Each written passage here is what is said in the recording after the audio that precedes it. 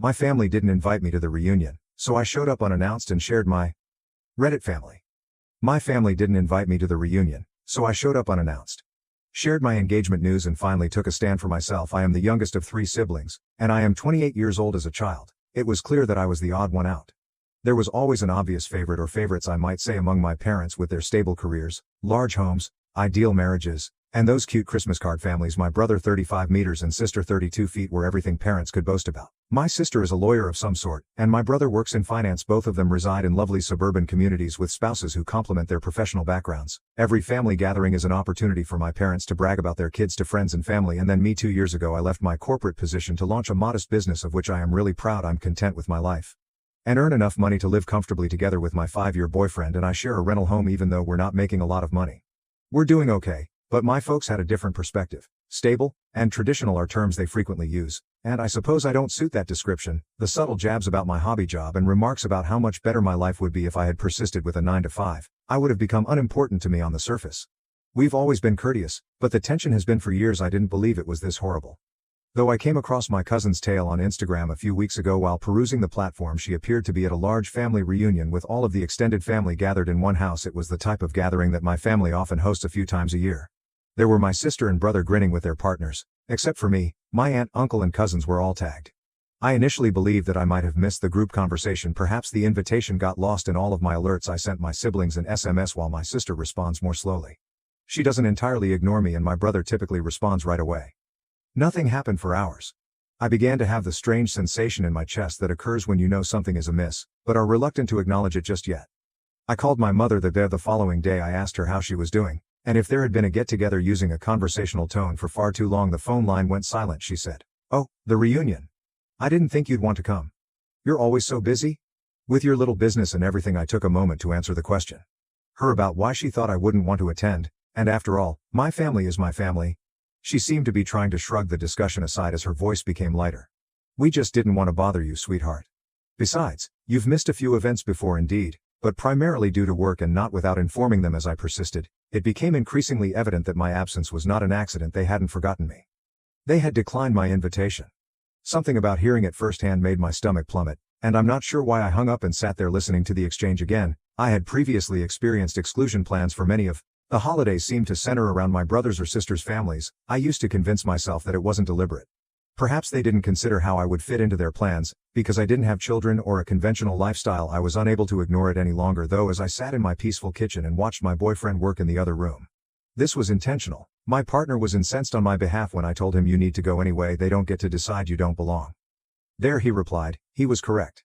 Why should I allow them to act as though I don't exist? I was tired of being treated like an afterthought by my family whether they liked it or not. I deserved to be a member of my family. The plan began to take shape. At that point I had been holding on to one card for weeks and I hadn't played it yet. In 2 weeks prior to this, my boyfriend and I had become engaged. I wanted to do it face to face with the people who should be concerned about my life, but we hadn't notified anyone. Now, though I had my own motives, I would remind them of my presence if they were considering excluding me from my family. This time they wouldn't ignore me. I made the decision to arrive without warning. I declined my boyfriend's, bless him, invitation to accompany me. I had to take care of this on my own. We devised a contingency plan, and he agreed to drive up and grab me if things didn't work out. If they didn't want me there, I would arrive and then depart, but not before telling them what I had to say. In order to make it appear as though I had always meant to attend, I prepared a large quantity of snacks to bring with me in the days before. For me, this wasn't about proving myself. Even if my partner insisted that I didn't need to prove anything to anyone, I had to be there for myself. I had had enough of fading away because they didn't think I belonged. I promised myself that if I had to leave, I would go smile and share my news. Although I had no control over their feelings toward me, I did have influence over how I responded to it. I refused to let them treat me like an outsider for once. Additionally, I would at least have closure if things didn't work out. First update.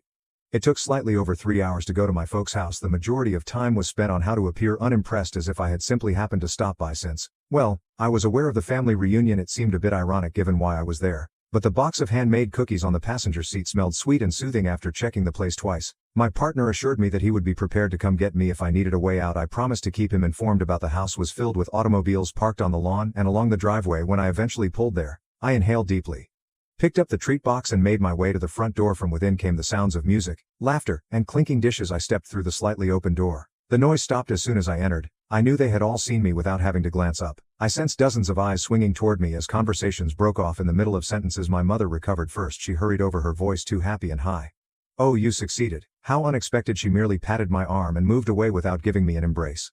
Her eyes did not meet the phony warmth in her voice. There was an uneasy shuffle of movement in the room. People resumed their talks, but things had changed before my brother vanished into the kitchen. I saw him and my sister looking at each other across the room, standing with her husband. My sister gave me a quick look before launching back into a boisterous discussion with other aunts across the room.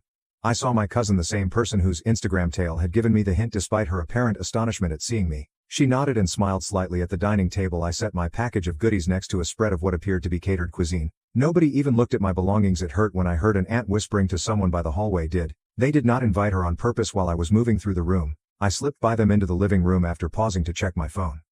My cousin drew me aside a few minutes later. She lowered her voice and looked over her shoulder. They didn't think you'd come, your parents. Well, they didn't think you'd fit in here anymore. In spite of her apparent remorse, she said. Fit in, as if I were a shattered puzzle piece. And a family portrait of my dad was by the drink station when I left, but I can't recall what I muttered in response. I made the decision to give it a try. I questioned him why no one had told me about the reunion as he filled the glass. He hardly raised his head to say, we thought you'd be happier doing your own thing. The words hung thick in the air, yet it wasn't unkind since it was clear that I would not receive answers. I didn't press him any further. I didn't feel like making small chat with relatives who were acting as though they didn't see me, and the box of cookies I had brought were still unopened on the table, but it wasn't all bad. A few of my younger cousins approached to greet me. I felt a little better when they inquired about my company and mentioned that they had seen some of my work online. Someone cared about my life at least once more. There was a bustle of talk in the room, and I sat down close to the corner and browsed through my phone. Idly, I simply needed time to think on what to do next. I didn't want to cause a scene. My sister's voice broke through the commotion. At that point, her face was beaming with joy. As she clapped her hands, the room fell silent. Silent as she said, "Everyone, I have some news to share," and everyone's eyes shifted to her as she revealed she was expecting her second child. Cheers broke out as everyone applauded. A few uncles made a joke about placing wagers on whether it would be a girl or a boy. My mother appeared as though she could burst with joy. Nobody gave me a sidelong glance as I stood there. I heard the laughter and congrats. I seemed to have vanished once more. As usual, the same motif. The fact that I was present was irrelevant to the fact that I had arrived. Even though I hadn't been invited didn't matter. They would always treat me like an outsider and glorify my siblings. Something broke inside of me. I'm not sure if it was my dad's departure, the rumors I had heard, or the fact that my cookies were still unopened. Perhaps it was everything. I took a glass off the drink table and gave it a loud fork clink. Heads turned to face me as the room gradually became quiet once more. After enjoying the attention, my sister became irritated. I choose to disregard it well. I continued steadily. I have something to say too, since we're sharing big news. Second update is soon. As I walked in, the place was silent once more. All eyes were on me, all conversations halted and forks froze in midair. But compared to when my sister revealed her pregnancy, the attention wasn't as enthusiastic or welcoming. I felt as though I had disturbed a sacred item. Despite my racing heart, I stood up and held my hand firmly. I just wanted to share some news of my own, I said. I raised my left hand to reveal the engagement ring, which sparkled in the light from the dining room. No one responded for a second when I said I got engaged 2 weeks ago. The silence was then broken by a few dispersed claps from the side of the room. My little cousins, God bless them, cheered me on. The rest of the room remained motionless as though they were still processing it. But a courteous uncle gave a nod of assent before forcing a faint smile, the kind she typically saved for strangers. My mom's face fell. Why didn't you inform us? Earlier her voice sounded more like an accusation than one of enthusiasm or inquiry. Her gaze flicked to the ring and then returned to me. I didn't think twice. I said it loud enough for everyone to hear. I wasn't sure you'd care. I wasn't invited here after all. I assumed you no longer wanted me to be involved in family matters. Discomfort spread throughout the room. Pretending to check their phones, people looked at each other. Or moved in their seats. After standing by the kitchen doorway, my brother moved forward and pushed off the frame. His voice was sharp and his face was crimson. You are not the focus of this. You have to put yourself first at all times. There was a response to that. A few whispered to themselves, not now. Yet I could sense that everyone was observing. My brother's crossed arms and intense gaze made it difficult for me to speak, so I did. Really, I shot back. You all seem fine without me, but I don't remember getting an invitation to this little party. My engagement is as significant as the news of anybody else. The room became silent. Once more. At that point, my sister refused to look at me since she was still blushing from her own news. My mother's courteous facade was beginning to crumble, and her face changed to one that was more recognizable and annoying. I saw her take a breath, likely to speak. But before she could, a voice broke the silence. One of my relatives remarked, "She has every reason to be angry." At her arms were folded as she sat close to the couch's edge. What did you expect if you didn't invite her? That she would simply remain silent indefinitely? Some people turned to look at my cousin. From the dining table came another voice. Yes, it's not as though she's incorrect. I sensed a change for a split second, although it wasn't much. It was sufficient. The fissures were visible. My mom shifted the topic as she always does when she's cornered, likely understanding she was losing control of the situation. Well, let's not forget how exciting it is that your sister is having another baby, she remarked, bringing a smile back to her voice. The family is thrilled to hear that there was a deflection so clear she was unable to give me this moment, not even for a brief moment. Immediately the focus returned to my sister, who grinned broadly and thanked everyone once more for their congrats. My brother gave me a cocky grin like he was saying, "See, I was done." I took my phone out of my pocket and texted my lover, "Come get me." Without uttering a word. I wasn't going to stay any longer than absolutely necessary. I picked up my handbag and made my way to the front entrance. Two of my younger relatives hurried after me, apologizing and inquiring as to where I was going. One of them hugged me and whispered, "You don't deserve this?" I returned the hug, and assured her that I would be all right. It wasn't loud, but it was loud enough to hear my dad murmur "drama queen" from the side of the room. As I was putting on my coat, I hesitated for a moment, but I didn't look back. Rather, I opened the door and went outdoors. The cool air cleared the heaviness in my chest and struck me like a jolt. One of my relatives came running out after me. Before I had gone halfway down the driveway, her shoes crunched on the gravel as she jogged to catch up. "Hold on," she yelled. I paused and looked at her. She appeared embarrassed, almost as if she was at a loss for words. "Apologize," she blurted, "for everything. It was courageous in there. You defended yourself. That was not how you should have been treated." I swallowed the lump in my throat and nodded. I managed to say thanks. Perhaps someone from inside asked what I was doing when her phone buzzed in her pocket. She rushed back toward the house after giving me one final pitying glance. After a few minutes, my boyfriend's vehicle arrived. I buckled my seatbelt, threw my purse on the seat and got in. I started crying as soon as I sensed the car moving. The tears flowed quickly and forcefully, like if I had been suppressing them for hours. My guy simply reached over and squeezed my hand without saying anything as the trees beyond the window blurred by. I let it all out. The sobbing had subsided into soft sniffles by the time we drove onto the main road. Although I still felt raw and ashamed, there was also relief behind all of that. I hadn't just let it happen for the first time. I had raised my voice even if they didn't want to. I forced them to see my third update. At first, the only sound on the drive home was the hum of the road as my fiancé drove. I gazed out the window, mentally reliving every moment of the recent reunion. I eventually opened up, discussing my brother's teasing, my dad's remark about my being a drama queen, my mother's disregard for me, and how my sister's pregnancy announcement had been the last straw. It all spilled out with his palm resting on the gear shift. My fiancé listened and occasionally nodded.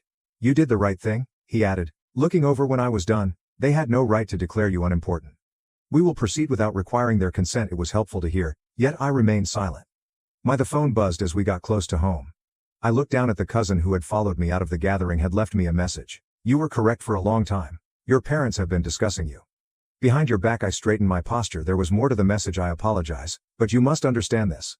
Your mother told everyone that your lack of a career makes you a disappointment. Additionally, she stated that your sister's announcement is far more significant than your engagement." It didn't seem fair to me. In an attempt to comprehend the words, I read them twice. Was still looking at the screen when I received a second message, this one containing screenshots. It came from a family catch-ups group chat of which I had obviously been excluded from. My mother's name was prominently displayed in one of the screenshots. I'm not sure why she would want to attend anyhow. She constantly makes things about herself and does her own thing, giving up a real career to pretend to be a business owner. So self-centered. If nothing else, sister is leading a life of which we may be proud. My chest constricted. That the subsequent screen grab was even worse. Since I didn't want her to show up and ruin the day with a dramatic story about her engagement, I honestly didn't notify her about the reunion. Who cares? She's not getting married first after all. When the television came back to life, I sensed my fiancé looking at me. "What is?" I muttered. I was inquiring about proof. Still gazing at the screenshots when we arrived home, I entered my family group chat, which I had been kicked out of years ago and was only periodically added back in for important updates, and added myself back in. I wasn't sure if this was because I was angry, wounded, or incredulous. I sent the screenshots as soon as I noticed my name appeared in the chat. "Just those receipts for everyone to see, nothing else." I typed. Is this how you truly feel about me?" Seconds later, I suppose ought to have remained forgotten at that time. Setting my phone aside, I waited. It was not long before the responses began to pour in. First to enter, my brother said this was private. "You're blowing things out of proportion and being dramatic as usual." My sister then asked, "What did you anticipate? What would happen if you shared this for no apparent reason? You're making things worse. Give it up." Their texts appeared like fast fire as I watched them type one after the other before my mother's name was ultimately displayed. I gave them a minute to vent. Compared to the others, her message were longer. Those remarks were misconstrued. I don't like you creating all this needless drama, and you're reading too much into things. You've been overly sensitive all along." Taken out of context, I scribbled a response as I took up the phone once more. "I'm offended. Because this is not how any parent should discuss their child. This is your opinion of me." Even though I wasn't invited to my own family's reunion, my dad's name showed up in the chat for the first time, but he only typed a scene tag beneath my message. Instead of typing anything, I didn't stay to finish reading it. I threw my phone onto the couch and placed it on silent. Sitting beside me, my fiancé drew me in. However, my phone buzzed once again shortly after. One of my aunts sent me a private message saying I had no idea that any of this was going on. "I sincerely apologize For the treatment you received, you're worthy of better. Another reply arrived a few minutes later saying, we are proud of you for standing up for yourself. Nobody should be able to convince you otherwise. Although it wasn't much, it gave me hope that I wasn't going insane. I wondered for a long time if I was exaggerating. As my mother used to say, I might have been overly sensitive. However, I now had evidence and a few supporters at the very least. My phone rang just as I was beginning to believe that the worst was past. The name of my sister appeared on the screen. I nearly didn't respond, but I did. She wastes no time at all. She remarked, you're destroying the family dynamic. What prevented you from letting it go? Mom didn't want any conflict. Therefore, she didn't invite you. You have merely exacerbated the situation. I refrained from arguing. I didn't shout. You don't let go of not being invited to your own family's reunion, I simply retorted. Then she hung up the phone. I decided I'd had enough that evening. As I sat with my fiancé, I wasn't going to ask for their blessing all the time. A family who obviously didn't want me around was not someone I was going to pursue. I have to back down for my own mental health. The group chat was erased by me.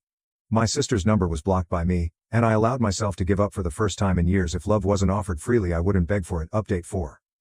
My phone called out of the blue a week after the repercussions from the family group chat. I froze after taking a quick look at the screen. It was my father. For background, I didn't get many calls from my dad. Never. I was astonished to see his name appears because he mainly left family affairs to my mom. I considered leaving it on voicemail, but my curiosity without I took it up. He initially only made the customary awkward small talk. After a lengthy silence, he finally stated that he wanted to clarify the reunion. He spoke in a rigid, nearly practiced voice. He maintained it wasn't intended to harm me and referred to it as a miscommunication. I hadn't heard anything like an apology from him in a long time. I didn't give him a pass. I inquired as to why I hadn't been invited earlier. After struggling to find the right words, he finally said it wasn't intentional. I told him that didn't make sense, since how can it be an accident to forget to invite your own child? Persisted in reminding him that my mother's own remarks in the group chat demonstrated differently, but he didn't respond. A second too long. To the silence lingered, and then he broke quietly. He acknowledged she believed it would be better that way. Your mother did not wish for any conflict. That's when I heard it, my mother's voice, followed by a slight background rustle. She must have been using the speakerphone to listen in because she abruptly interrupted the conversation. She answered abruptly, I'm here too, as though I had called her somehow. The waterworks then began. Accused me of the family feel ashamed by publishing the screenshots, but her voice faltered. She claimed that I, not she, was the source of the issues. She claimed that I had made everything public only to cause her embarrassment and trouble. I didn't shout or argue. I spoke steadily and assured her that I was only seeking the truth and wasn't making any personal. My fiancé, who had been sitting close by, approached. It was enough to ground me when he placed a hand on my shoulder and muttered, don't let them twist this. My mother's tone altered when she saw that I wasn't going to back down. After giving a loud sniff, she continued, you only announced your engagement at the reunion to steal your sister's spotlight, which almost made me laugh aloud. I didn't think twice. Calmly, I informed her that, like my sister, I had every right to share good news about my life. No one was in competition with me. I informed her that none of this would have occurred if I had been invited in the first place. I could tell I had touched a nerve by the quiet that ensued. She chose to play the victim, which is her favorite approach, rather than admit anything. It might be better if you don't attend family gatherings at all. If you can't forgive us and move on, she remarked forcefully. And there it was, the final command. I remained calm. I refrained from crying. Simply exhaled, hailed, and answered, if that's how you feel, then fine. Before hanging up, I sat there looking at the phone in my hand for a minute. My fiancé took a seat beside me and waited silently. I told him everything that had transpired, including my mom's accusation and ultimatum, as well as my dad's hesitant apology. They're showing you exactly who they are, he continued, nodding. I lay in bed that night and gazed up at the ceiling. I kept replaying the phone call in my head. More than that, though, I began to reflect on all the events that had preceded this. I reflected on the holidays I had spent by myself, since my siblings, families, and my parents came first. Constant comparisons of my unstable career to my brother's corner office and sister's work at the law company, the understated appearance, the contemptuous remarks. This was where it had all been leading. As I laid there, I came to the realization that I didn't deserve this. I wasn't worthy of fighting for meager affection or acting as though nothing was wrong. My siblings would always come first, as my family had often demonstrated to me. For the first time, I made the decision to stop pursuing those who made me feel inadequate. My fiancé sat down across from me and handed me a cup of coffee. The following morning he had a solemn expression. He remarked, I've been thinking about how about hosting our own engagement celebration, something modest, just those who genuinely stand by us. The concept sounded odd at first. I hadn't even considered celebrating without my family because they had been my default for so long. However, it made more sense. Since the more I think about it, why should I continue to expend my energy on indifferent people, people that loved us for who we were, Not who they wanted us to be were the ones I wanted to celebrate this milestone with. After the reunion, we had a list of friends, my fiance's family and a couple of cousins who had gotten in touch with me privately. They all agreed that I was deserving of better treatment. I made the decision to focus on the folks who came to me unconditionally and let go of the things I couldn't control. I kept this celebration a secret from my parents and siblings. I was tired of trying to mend something that had been damaged for years and realized that it would only lead to more turmoil. At this point, I was not going to plead for their affection or acceptance. For the first time in my life, I had given up trying to find a family that didn't recognize me. At last, I was making my own decision. Fifth update. Everything I didn't know I needed was provided at the engagement party. Just my fiance's family, a few of my relatives who had been there for me through all the turmoil, and close friends made it modest and private. We strung our backyard with string lights, served a variety of takeout and homemade cuisine, and adorned the tables with flowers that my fiance had purchased from a nearby market. EasyJet ideal. Early in the evening, people began to arrive. I hadn't experienced such genuine enthusiasm at a family gathering in years, but the atmosphere was lighthearted and full of laughs. As soon as she got there, the cousin who had sent the screenshots gave me a hug. "You're worthy of better," she said. She didn't mention the reunion, which I appreciated. "We're proud of you." An hour later, the biggest surprise, another car drew up to the curb, and my fiancé gave me a little shove. One of my aunts was leaving when I turned around. This aunt wasn't just any aunt, though she was the only one to privately text me to apologize and say she didn't know what had been going on following the group chat controversy. She was unexpected, but there she was, smiling warmly and holding a modestly wrapped gift. As she entered the yard, she added, "I hope it's okay that I came." She gave me a hug, and for a second I was speechless. "I wanted to see you both and say congratulations in person." I simply nodded and opened the door for her. It meant more to me than words could express to have her there. The folks who came through for me without reservation were more important than the statistics. Throughout the evening, my fiancé made a toast. The audience became silent as he lifted his glass to my future wife. He remarked with a smile, "I've seen her overcome so many obstacles and still come out stronger in her character and the life we are creating together makes me really proud." As the audience applauded, someone exclaimed to the happy couple, "People who truly wanted to join us in celebrating were all around me." As I stood there with my glass, I felt like I was being seen. For the first time, there was only love, no backstabbing remarks, no comparisons, and no compulsion to prove anything. We stayed around the fire pit with a few pals and ended up wrapping things late. Was not mistaken when one of my relatives remarked, laughing, "I haven't seen you this happy in years." After 2 weeks, I received an unexpected email from my dad. Gave it to me before I opened my email. I sat there looking at his name. He apologized first. It felt different this time. He acknowledged that both during the reunion and in other instances prior to it, he had not defended me. He expressed guilt for not doing more to help me feel included and claimed he had no idea how much I had been harmed over the years. "I know I haven't spoken anything when you needed me to," he wrote. "Even though it might take some time, I hope we can begin repairing our friendship."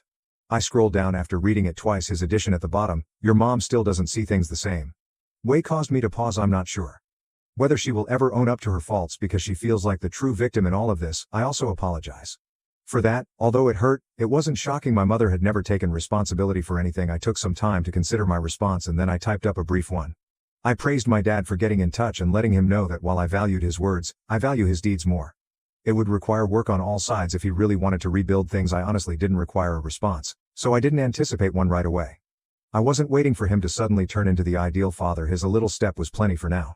However, I wouldn't accept compromises. I refused to put myself back in a situation where I didn't feel appreciated. Naturally, my sister couldn't help but stir things up. A few days later, I came upon one of her passive-aggressive Facebook posts. It was ambiguous but clear enough. "It's funny how some people enjoy revealing personal details to get attention. Good or bad, family is family." I didn't answer. I didn't even give myself enough time to become upset about it. After blocking her, I simply went on her opinions. Her sarcasm and her judgment no longer had any influence over me. Life was fuller but quieter in the weeks that followed. I concentrated on running my company, organizing our wedding, and hanging out with the individuals who genuinely cared about me. I at last discovered serenity when I let go of the need to win my family's approval. In retrospect, I saw how much of my life had been wasted attempting to conform to a model that I was never meant to fit because I was different. My family had always made me feel inferior. However, that didn't prove me incorrect. Their incapacity to recognize my value was a reflection of them, not of me. Family is everything, as some people may say, and perhaps it is true for them. However, rather than condemnation and exclusion, family should be about love, respect, and support. I've never been happier as I'm finally creating a life with individuals that support me unconditionally. So here I am going forth guilt-free and regret-free. I have no idea what the future holds for my parents or siblings, but I do know that I will never longer accept anything less than what I am worthy of, and to be honest, it feels really nice.